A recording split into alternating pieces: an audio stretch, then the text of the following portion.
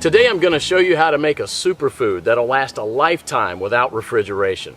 And it's so nutritious you'll never have to stockpile another food. The food's called pemmican, and it was widely in use by the natives of North America and also by the Western explorers who would go for months without contact with civilization. In the 19th century, even British soldiers had an iron ration of 4 ounces of pemmican. Many of these iron rations were found intact and edible as much as 50 years later. So let's just avert our gaze from modern survival thinking for a minute, and let's think about how the guys who explored the West 150 years ago did it. Now that's exactly the kind of stuff I found in this 350-page book called The Lost Ways. It's probably the only survival book I've actually enjoyed reading, and you won't believe the survival things we've lost to history. Now I found the pemmican recipe on page 48, and I decided to give it a go. Natives used whatever was available to them at the time. Bison, elk, moose, deer, but nowadays people just use what they can buy. You just need to remember to select a low-fat red meat, and beef is perfect for this. So you'll need 6 pounds of beef, 2 pounds of rendered beef tallow, and 1/3 cup of strawberries or blueberries. And that's it. Don't include nuts, seeds, vegetable oils, grains, beans, or dairy products of any kind. Now the first step is to dry the meat and blueberries. First you need to slice the meat very thin. You can use a very sharp knife like this one, or you can keep the beef in the freezer a few hours before slicing it.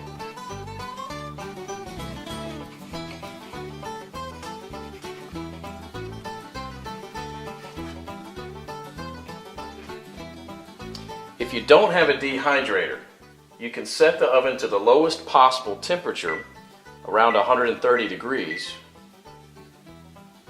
and put the strips of meat directly on the rack. So now place a tin foil on the right side of the rack and spread the blueberries out to dry with the meat.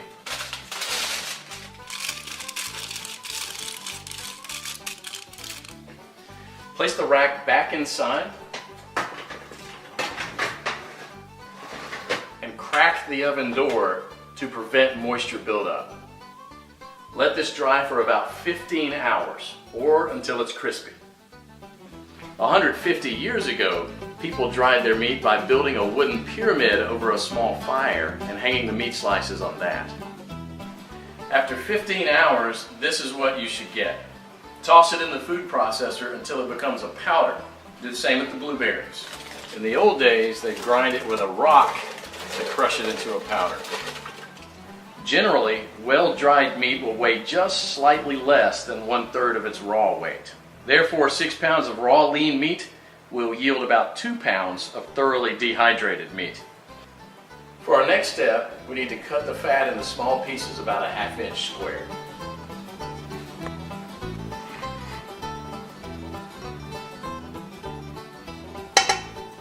So place the fat in a pot on the stove and heat it up to a temperature between 225 and 250 degrees. And you don't gain anything from getting it any hotter than that, other than destroying the fatty acids, which we want to do as little as possible. Now for the first 10 minutes you want to keep this on medium-high heat, and you want to stir it about every minute, and this will allow enough of the fat to be liberated to coat the bottom of the pot without burning the bottom of the fat. After about 10 minutes you'll see a pool of fat forming on the bottom of the pot, which should be merrily boiling away. You can rest a little bit now and stir it maybe only every 5 minutes, just to keep things well mixed. After about 30 minutes, the liquid fat should have risen enough to cover the chunks, and it should look like a rolling boil. So as this liquid rises, you can go ahead and lower the temperature down to about 230. After about an hour, the major boiling action will have stopped, and there'll just be small bubbles rising from the fat. About 90% of the cracklings will be a chestnut brown in color.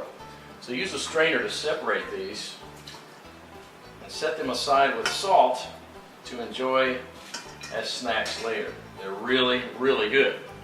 And if you don't like them or don't want to eat them, you can set them aside to cool for dog treats. They're good. Sammy, you want one? Come here. We now have to weigh the amount of ground meat and the amount of rendered animal fat. We have to have the same quantities, so you'll probably have to remove some of the excess fat. Place the remaining fat on the stove. Keep it about 120 degrees. Mix the shredded meat into the melted fat and stir it until it's well blended. Then add the blueberries and mix it again. This is how it should look. The fat should be absorbed or coating the meat fibers. There should be very little or no liquid fat pooling in the bottom of the pot. Now, following the instructions from the Lost Ways, you can store it in Ziploc plastic bags and press flat, removing as much air as possible, and therefore preventing the fat from going rancid. This should keep the pemmican from spoiling for a few years without refrigeration. So let's do that. And here's what I got.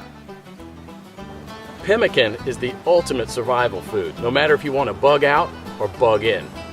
10 pounds of pemmican would supply food for 2 full weeks of camping activities at 3/4 of a pound per day, providing 2,200 calories. In survival mode, the same 10 pounds of pemmican would supply energy for almost a full month.